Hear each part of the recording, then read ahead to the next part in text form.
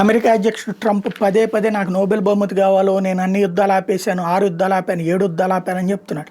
తీరా చూస్తే ఆయనకి రివర్స్ అయినటువంటిది ఏంటది, ఓ పక్కన నిన్న కూడా రష్యా ఉక్రెయిన్ మీద దాడి చేస్తూ వచ్చింది. తద్వారా ఆ యుద్ధం ఆగలేదు, ఇతను మాటకి మాత్రమే పరిమితమైంది.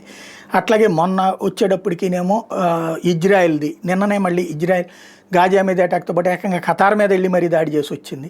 అదే ఇజ్రాయెల్ హమాస్ వారాపాను, ఇజ్రాయెల్ ఇరాన్ వారాపానని చెప్పాడు.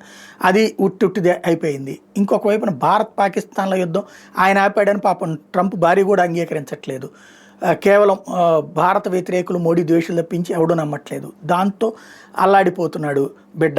ఇప్పుడు ఈలోపు ఏదైతే నోబెల్ శాంతి బహుమతికి సంబంధించినటువంటి కమిటీలో కీలకమైనటువంటి వ్యక్తి, డిప్యూటీ లీడర్, నోబెల్ పీస్ ప్రైజ్కి సంబంధించి అసలు ఇవ్వదలుచుకుంటే నరేంద్ర మోడీకి ఇవ్వాలి అన్నటువంటి పాయింట్.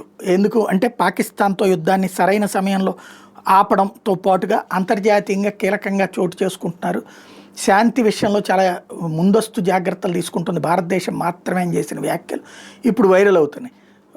నోబెల్ శాంతి బహుమతి మోడీకి రావాలని నేను కోరుకోను. వచ్చిందంటే పడి ఏడిచి వచ్చేవాళ్ళు మొట్టమొదటి ట్రంప్ ఉంటాడు, ఆత్మహత్య చేసుకుని ఆశ్చర్యపోనక్కర్లా.